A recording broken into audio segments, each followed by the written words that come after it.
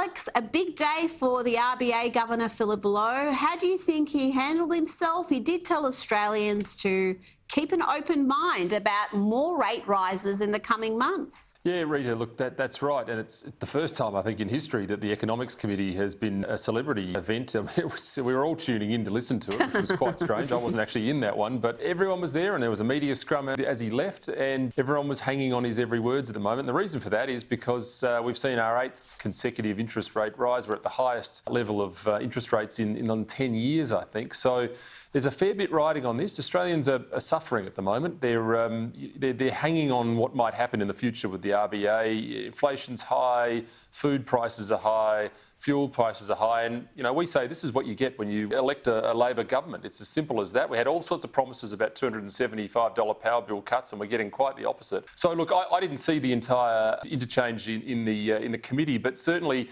it does seem as though Australians can unfortunately look at the possibility of further interest rate rises. I mean, it just seems inevitable. Now, you went head-to-head with the ABC boss, and I've got to say, you had a win of sorts. You managed to get the ABC boss, to admit that only women can get pregnant. Let me take you to a recent ABC radio program that was titled "Pregnant People Forced to Travel More Than 100 kilometres to Give Birth." Why is it the ABC's just completely reluctant to say that only women can get pregnant? Well, I don't know that we are, Senator. Why would that program use the term pregnant people?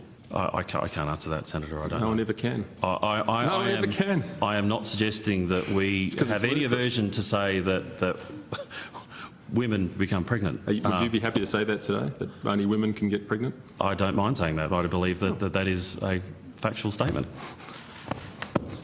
Goodness me, I don't have any other questions. That's extra. I'm done. Thank you very much, Mr. Anderson. Thank you. Alex, you may have just got David Anderson cancelled there. I mean, seriously, there will be people at the ABC who will be absolutely outraged by that statement. All on Valentine's Day too. I know, I feel very guilty. But look, that's what progress looks like in 2023. I mean, the extent to it's taken 3 estimate cycles for me to get someone to say that. And Mr. Anderson was the lucky recipient of the prize. He gets the chocolates on Valentine's Day. What an extraordinary world we live in. And but it was good to see a bit of a laugh. That's a committee hearing where you don't see too much humour. There's a lot of us that go in there to vent a bit of steam. So that was a good result. Well, yes, it is progress in 2023 to have a statement of fact like only women get pregnant, because we are going to be talking later in the program about a new term invented for women, and this one is about the most offensive one I've heard so far. Now, you've been busy. You've had an exchange also with the Department of Home Affairs, so you would think would be, well, busy with counter-terrorism, migration issues, the refugee program, but apparently they're concerned about the effects of climate change. Here is Michael Pizzulo. Are you referring to the question that you've asked me? I don't understand. No. The suggestion that the Department of Home Affairs is somehow prioritising the issue of climate change.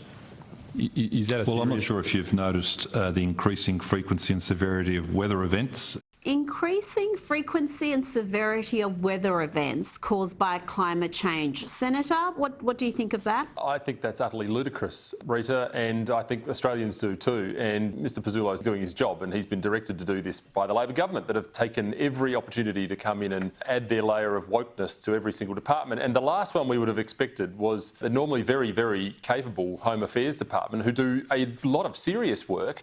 My point was to him, how can we have you running off trying to save the world from climate change? How many beach houses have to go under in order to keep the eye on the ball when it comes to counter-terrorism and cyber espionage? And I mean, this is the point, right? So when we go down this path, identity politics and this sort of posturing and virtue signalling become endemic, and they become endemic even in the best departments. This is absolute lunacy. Australians should hear about this, because I think they want their Department of Home Affairs tackling border issues, quite frankly. Yes, and while the Department of Home Affairs is parroting Greta Thunberg, we've learned that 88 Chinese-made surveillance cameras have been found in the offices of federal parliamentarians, and dozens more have been found on defence property, Alex. Yeah. Are we moving quickly enough to deal with this? Well, the credit to this one's got to go to my colleague, Senator James Patterson, who worked tirelessly to get this issue to the forefront, and he had to work pretty hard to get the information out as well, and it's discovered some pretty alarming